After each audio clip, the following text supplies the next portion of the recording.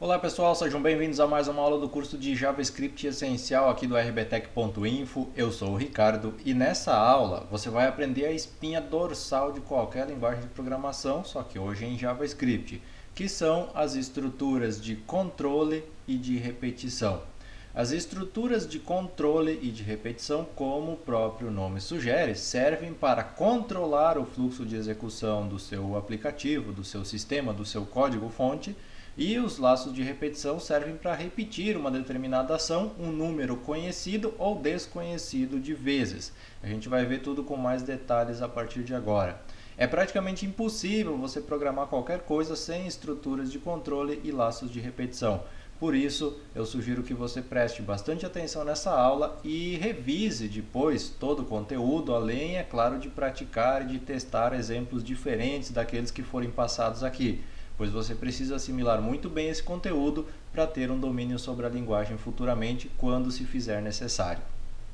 E a estrutura de controle mais utilizada em qualquer linguagem de programação é o if. O if é se. Se uma condição for atendida, faça tal coisa. Então aqui, ó, if condição, abre e fecha chaves, bloco de código a ser executado. Como que funciona? A gente já viu um exemplo na aula passada, então eu vou fazer o seguinte, eu vou criar aqui uma variável n de número que vai receber o valor de 5.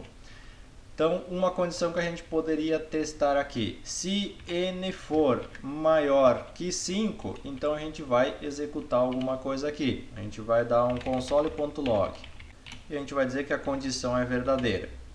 Então, se o nosso n for maior que 5, ele vai gravar isso aqui no console. Com o arquivo aqui aberto, atualizando a página, nada aconteceu porque a minha condição não foi atendida. Se eu coloco aqui que o meu n vale 6, agora sim a minha condição foi atendida e veio aqui o verdadeiro. Então, se alguma coisa, faça tal coisa. Você pode simplificar a estrutura if quando você não quiser colocar outras condições, caso essa aqui não tenha sido atendida. Então, digamos que eu queira fazer só isso aqui, eu não precisava abrir essas chaves aqui, eu colocava isso aqui na mesma linha e já finalizava com um ponto e vírgula. Então, se o n for maior que 5, eu dou um console.log e mostro a minha mensagem. Continua funcionando normalmente. Se eu coloco aqui que é 5, ele já não aparece mais. Então, você pode fazer dessa forma mais simplificada. Quando que você vai usar com as chaves na estrutura normal? Quando você quiser testar uma segunda condição ou uma condição contrária a essa daqui. Então, vamos imaginar o seguinte, eu continuo com 5 aqui, nesse caso a condição não é verdadeira, porque o n não é maior que 5. Então, você pode colocar o senão, que é o else.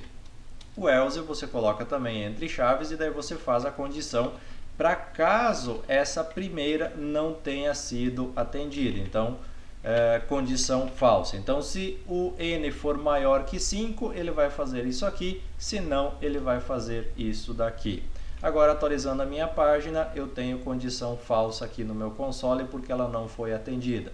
Então, se eu coloco aqui o 6, como a gente colocou antes, condição verdadeira. Porém, a gente tem mais uma variação da estrutura if, que é o ou se. Como que funciona? Aqui eu estou testando duas condições. Então, se o n for maior que 5, eu faço isso. Se não, eu faço isso. Porém, eu posso querer testar uma outra condição. Por exemplo, o n é maior que 5 e o n é igual a 5. Digamos que eu queira fazer esse teste. Como que funciona? Você vai colocar aqui o fechamento, então, da chave do if, vai colocar else, if e mais uma condição e abre chaves novamente. Aqui continua tudo normal como a outra estrutura. Então, se o n for igual a 5, no caso aqui eu tenho que colocar dois sinais de igual para que seja possível fazer a comparação. Se eu coloco só um, é a atribuição, então igual, igual. Então, se o n for igual a 5, eu vou colocar uma outra condição aqui. Vou colocar que a minha segunda condição é verdadeira. Vamos colocar aqui então que a primeira condição é verdadeira. Então, o que eu estou fazendo aqui? Ó? Se o n for maior que 5, eu faço isso. Ou se o n for igual a 5, eu faço isso. Se não, se nenhuma dessas duas for atendida, eu faço isso. Vamos colocar aqui o n valendo 5, atualizar o nosso console, segunda condição verdadeira. E assim toda a lógica funciona. Logicamente que isso aqui é um exemplo para você entender a estrutura, mas aqui você teria códigos que fariam determinadas ações dentro de um sistema. Por exemplo, se o meu usuário clicou no botão de salvar as alterações, eu tenho que fazer uma opção aqui para salvamento e depois mostrar uma mensagem para o usuário. Ou se ele clicou em outra opção na minha tela, eu tenho que fazer outra opção, outra ação e assim por diante. Então tudo depende do contexto em que isso está sendo aplicado. Eu vou fazer um resuminho aqui dentro de comentários dos operadores que a gente tem aqui para fazer a comparação, os operadores de comparação e lógico, já que a gente vai utilizar eles na sequência, então vou fazer um resuminho aqui para vocês. A gente tem o igual igual, nesse caso aqui então ele significa igual a, então eu vou estar comparando alguma coisa com outra coisa, igual a. Nesse caso aqui, somente o valor é analisado. Então, por exemplo, se eu crio aqui uma variável numérica, 5, então eu coloco se o n for igual a 5, nesse caso aqui, se o n for igual a 5. Mas eu tenho também 3 sinais de igual, que é igual em valor e tipo. O que vai mudar aqui? Se eu coloco aqui, por exemplo, mais um sinal de igual, além do n valer 5, ele tem que ser um numérico também, porque eu estou comparando com um número aqui. Então, nesse caso aqui, eu tenho um número 5 e aqui um número 5. Então, ok. Agora, se eu coloco esse 5 aqui como string, isso aqui já daria falso, porque o n é um número 5 e aqui eu tenho texto 5. Então, ele não seria o tipo igual. Então, 3 sinais de igual, ele tem que ser igual o valor e o tipo da variável também. Depois a gente tem o diferente, que é um ponto de exclamação e um sinal de igual. A gente tem também o diferente com 2 sinais de igual, então ponto de exclamação e 2 sinais de igual, que tem que ser diferente o valor e o tipo. Nós temos então o maior que, o menor que, o maior ou igual e o menor ou igual.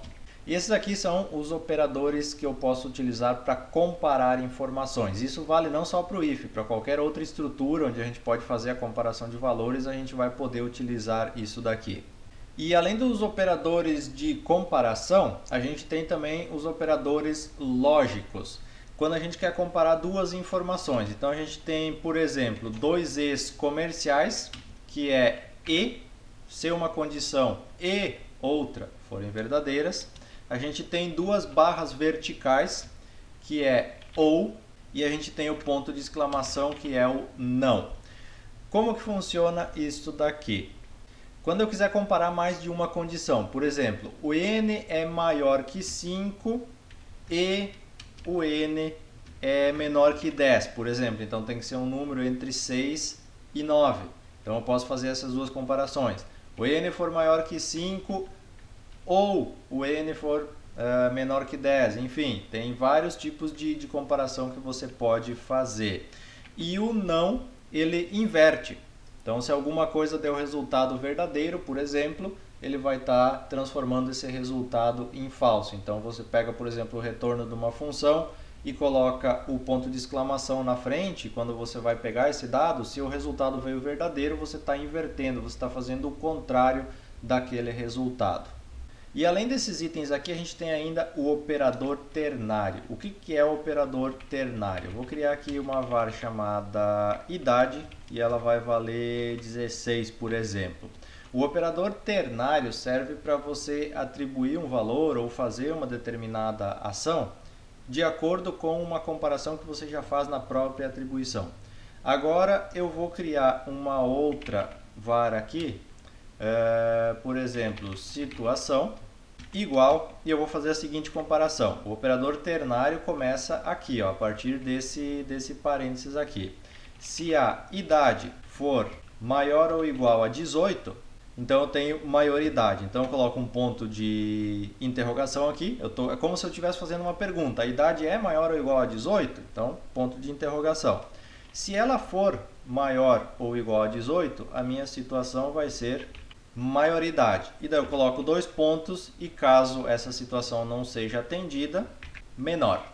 Ponto e vírgula no final. Então eu estou fazendo um teste e já definindo qual o valor que vai ser atribuído. Se a idade for maior ou igual a 18, maioridade, se não, menor. E agora se eu der um console.log nisso daqui, vamos dar aqui um console.log na minha variável situação. E ele vai aparecer, como a 16, vai aparecer menor aqui. Vou atualizar, apareceu menor. Se eu coloco aqui 18 ou 19 ou qualquer outra idade, ele vai aparecer maioridade. Então esse é o operador ternário que serve para atribuir um valor de acordo com o teste que você já faz na própria atribuição, por exemplo, da sua variável. Bom, agora que a gente já conhece os operadores aqui e também a estrutura if, eu vou fazer o seguinte, eu vou comentar toda essa parte do código aqui e a gente vai conhecer uma outra estrutura que é o switch. O switch também serve para você controlar o fluxo de execução do seu código-fonte, do seu sistema, só que de uma forma um pouquinho diferente. A sintaxe básica da estrutura é a seguinte, switch, daí aqui vai o nome de uma variável ou alguma informação, alguma expressão que você queira fazer, para fazer a comparação no caso, e dentro das chaves aqui a gente vai ter vários cases. Então, case e daí aqui condição A, por exemplo, 2 pontos, código a ser executado e depois um break para encerrar a execução desse loop quando uma condição for atendida. E a gente pode ter também o default, que serve para quando nenhuma das condições for atingida, o sistema executar algo por padrão. Então a sintaxe é mais ou menos essa daqui. Para a gente exemplificar, eu vou fazer o seguinte, eu vou criar aqui uma variável dia semana que vai receber new date, e daí eu já vou pegar aqui um ponto get day para pegar o dia da semana. Então essa vai ser a minha variável. Eu vou pegar então de 0 a 6 o dia da semana. Agora eu vou fazer aqui um switch na minha variável dia da semana. Então switch dia semana, caso o dia da semana seja 6, que é o último dia da semana, então a gente vai ter o sábado, lembrando que começa no domingo com o número 0. Então caso o meu dia da semana seja 6, eu vou colocar aqui no meu console a seguinte mensagem. Hoje é sábado, partiu balada. Então eu vou colocar essa mensagem aqui, vou dar um break para encerrar a interação aqui atual.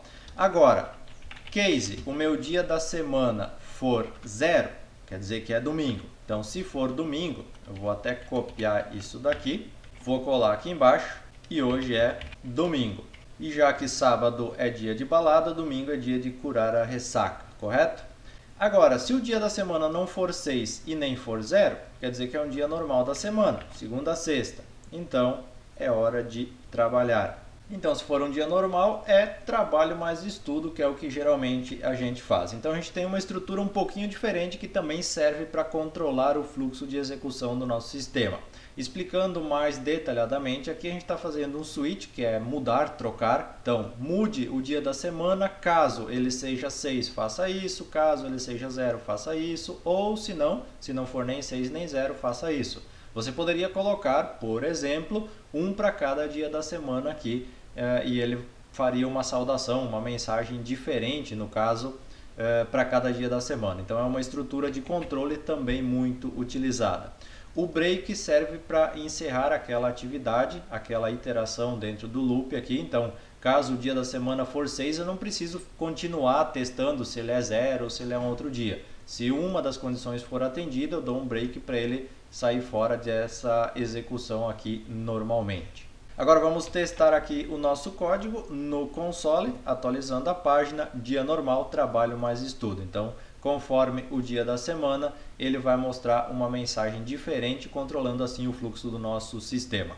Uma coisa que é possível fazer com o switch é, caso você queira mostrar apenas uma mensagem, por exemplo, aqui para os dois, você pode utilizar o agrupamento aqui de cases. Então, colocaria aqui case 0, 2 pontos, não coloco nada, case 6, 2 pontos, e daí eu coloco aqui uma mensagem, por exemplo, é final de semana, aproveite o descanso. E daí aqui eu tiraria essa parte do 0 aqui, eu teria a mesma mensagem caso o dia fosse 0 ou caso o dia fosse 6. Então você pode fazer agrupamentos conforme a sua necessidade. Isso é possível também utilizando o switch. Agora o nosso próximo exemplo vai ser já uma estrutura de repetição. A gente vai aprender o laço for. O for funciona da seguinte maneira. Vamos criar aqui uma variável chamada linguagens, que vai ser um array e vai receber os seguintes valores: PHP, Java, C++ e ASP. Eu tenho aqui então a minha variável de linguagens. Digamos que eu queira escrever todas essas linguagens no meu console. Na verdade, quando você estiver usando isso, você vai estar, por exemplo, colocando em um campo do tipo select de formulários, mas eu vou usar o console para fins didáticos. O que você faria? Você colocaria lá, por exemplo, um console.log na sua variável linguagens, acessando o item 0, depois acessando o item 1, depois acessando o item 2 e o item 3, correto? Isso seria uma forma de fazer, só que não é a mais prática. O laço for permite que você faça repetições dentro de determinados parâmetros. Como que funciona? For, abre e fecha parênteses, aqui vai ter a nossa condição, abre e fecha chaves e aqui vai ter a execução. Como que funciona o for? O for você alimenta uma variável que vai ser usada internamente para contagem. Por exemplo, aqui eu vou chamar essa variável de i, porque todos os exemplos que você encontra na internet são com a variável i, então para aproveitar esse mesmo fluxo. Então, com o i igual a 0, então para i igual a 0, ponto e vírgula, enquanto o i for menor que linguagens.length, que é o tamanho da minha variável linguagens, eu quero que o i seja incrementado, i++. Até isso aqui são coisas da linguagem. Por exemplo, mais você incrementa um número. Por exemplo, se o i está valendo 0, quando ele fizer uma iteração, ele vai valer depois 1. Quando ele fizer outra, vai valer 2. Ele vai incrementando, assim como o menos vai diminuindo, decrescendo de um número. Então, o for é para o i igual a 0, que é a primeira execução, então o i vai começar valendo 0. Enquanto o i for menor que o tamanho da minha variável linguagens, acrescente sempre um número na variável i.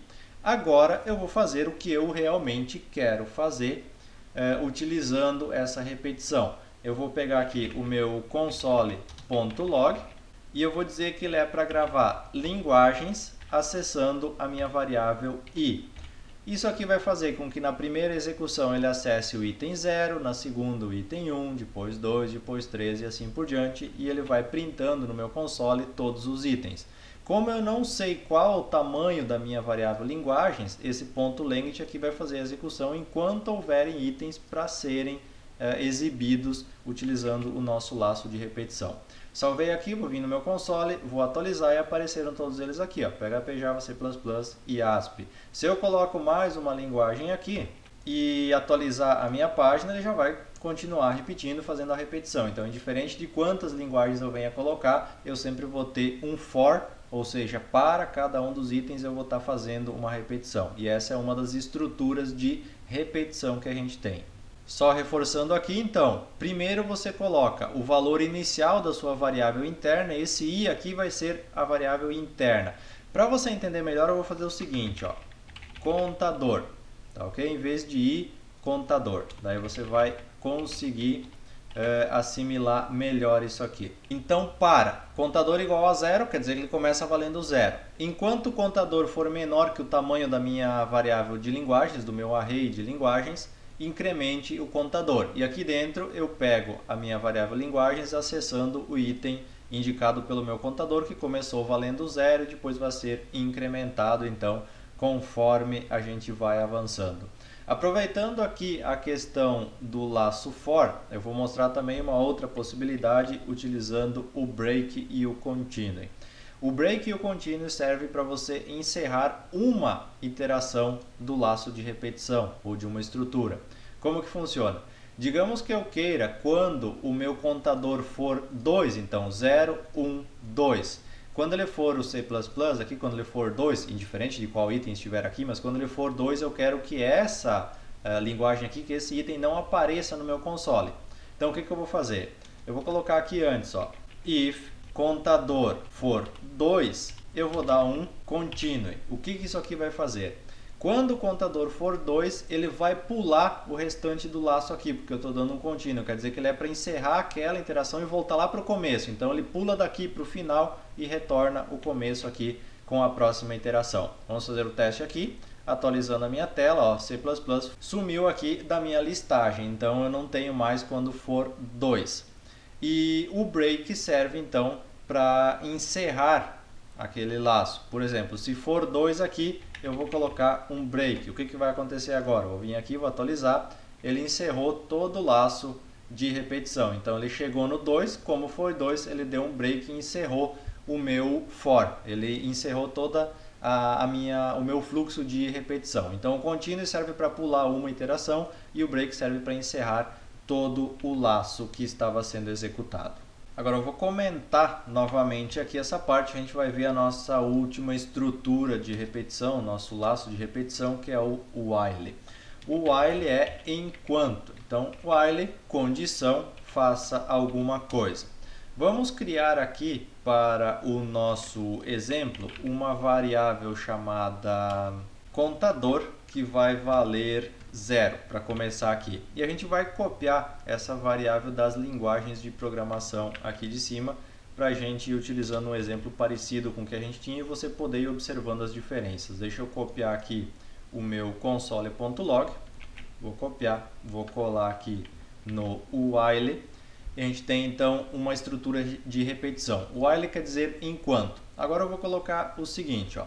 Enquanto o meu contador for menor que 10, ou seja, ele vai executando. Enquanto o contador não for 10, ele vai executando 10 ou mais. Então ele vai executando todo esse código aqui. Só que aqui tem uma diferença. No for, a incrementação acontece aqui no próprio cabeçalho da minha estrutura. No while, isso não acontece. Então o que eu tenho que fazer aqui? Ó? Dentro do meu while, eu tenho que colocar aqui um contador mais, ou seja, incrementar ele depois que uma execução estiver completa. Então, enquanto o contador for menor que 10, eu vou colocar aqui o contador mais no final e a gente vai ter um console.log, linguagens e acessando o item contador. Um exemplo bem parecido com o de antes, só que olhem só, a gente tem 1, 2, 3, 4, 5 linguagens, a gente tem aqui 10. Vamos até fazer menos, vamos fazer só 7 aqui, para não ficar muito extenso o nosso exemplo.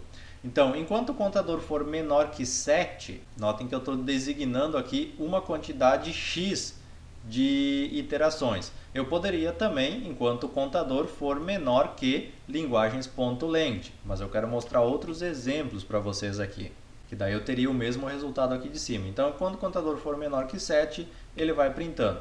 Apareceu aqui todas as linguagens e 2 undefined, porque eu acessei itens a mais do que existe na minha variável. Então, se eu quisesse fazer corretamente aqui, eu teria que pegar, enquanto o contador for menor que a variável linguagens.length, eu vou fazendo aqui o incremento automaticamente, ele vai fazendo a exibição de cada uma delas. Porém, tem um detalhe, ó, se você não coloca aqui o incremento do contador, o que vai acontecer? Ele vai continuar repetindo isso aqui infinitamente, vai entrar no loop infinito que a gente costuma chamar, porque eu tenho que criar minha variável contador aqui, só que eu não estou incrementando ela, então ele sempre vai ser menor, ele sempre vai ser 0 no caso, em todas as execuções. Se eu vim aqui e atualizar minha página, olha só, já gerou aqui, olha quantos, 1.300 e poucos execuções de PHP, ó, já 7.000, e ele vai continuar executando. A gente está com um loop infinito e notem que ele está trazendo sempre a primeira linguagem, porque é sempre 0. Então ele está executando, está carregando aí no navegador aqui e vai continuar executando para toda a vida isso aqui se a máquina não falhar. Então é o chamado loop infinito, que você precisa cuidar muito para não acontecer através do incremento da variável. Vamos voltar aqui para ver mais algumas situações com while. Eu tenho aqui o meu contador começando em 0. Eu tenho aqui, ó, 0, 1, 2, 3 e 4 itens. Digamos que o meu contador aqui se inicie em 5. O que vai acontecer? Ele não pode executar nenhuma vez o meu while, correto? Então eu vou atualizar aqui, não executou o while, ele não entrou nesse loop aqui, não apareceu nada no meu console. Então, funcionando perfeitamente. Só que existem situações em que você precisa primeiro executar uma tarefa para depois checar a condição. Você precisa de pelo menos uma execução daquela tarefa para que depois você verifique se a condição é verdadeira ou não. Então aqui, ó, contador é igual a 5 e ele entrou, ele veio aqui, fez a comparação, a condicional, viu que era falso e não executou nada. Porém, nós temos uma variante do while que é assim, ó, do, abre e fecha chaves, e daí eu vou fazer aqui, ó, vou pegar o meu código aqui, vou duplicar ele, vou comentar essa parte aqui do while, e esse while, ele vem aqui para o final. Então eu coloco aqui um while e entre parênteses eu coloco a condicional. Então aqui eu vou colocar que o contador tem que ser maior que a minha quantidade de linguagens. Então notem que ele está começando com 5 e aqui nós temos um console.log. Percebam a diferença agora da execução. Ó, ele veio undefined aqui porque 5 não é um número existente, digamos assim, de linguagem aqui, porque a gente tem de 0 a 4, mas ele executou pelo menos uma vez aqui a iteração, porque ele começou com do e fez a verificação no final. Então, quando você quer que a verificação seja feita no começo, você vai ter que fazer com o while que nem a gente tinha aqui. Então, while, daí faz o teste e depois executa o código. Quando você quer que seja executado pelo menos uma vez, você começa com do. Faça isso aqui e depois verifique se isso aqui é verdadeiro ou não. São essas duas variantes que a gente pode ter dependendo da nossa necessidade. Bom pessoal, nossa aula de hoje chegou ao fim, espero que vocês tenham gostado, que vocês tenham aprendido e acima de tudo que vocês consigam a partir dessas estruturas começar a criar alguns exemplos aí para vocês praticarem, para vocês assimilarem melhor tudo que foi passado. Como eu falei no começo da aula, isso aqui é a coluna cervical de qualquer linguagem de programação, é praticamente impossível você programar sem essas estruturas de controle de repetição, você vai usar muito isso aqui o tempo todo. Então dedica um tempo, revisa essa aula se você tem alguma dúvida, pratica, testa outros exemplos aí para você assimilar bem esse conteúdo. Qualquer dúvida, crítica ou sugestão que você tiver sobre essa aula, deixa um comentário aqui logo abaixo. E se você quiser ajudar na divulgação desse curso, compartilhando aí com seus amigos, muito obrigado desde já pela sua ajuda, pelo seu apoio. No mais, obrigado por ter assistido e até a nossa próxima aula.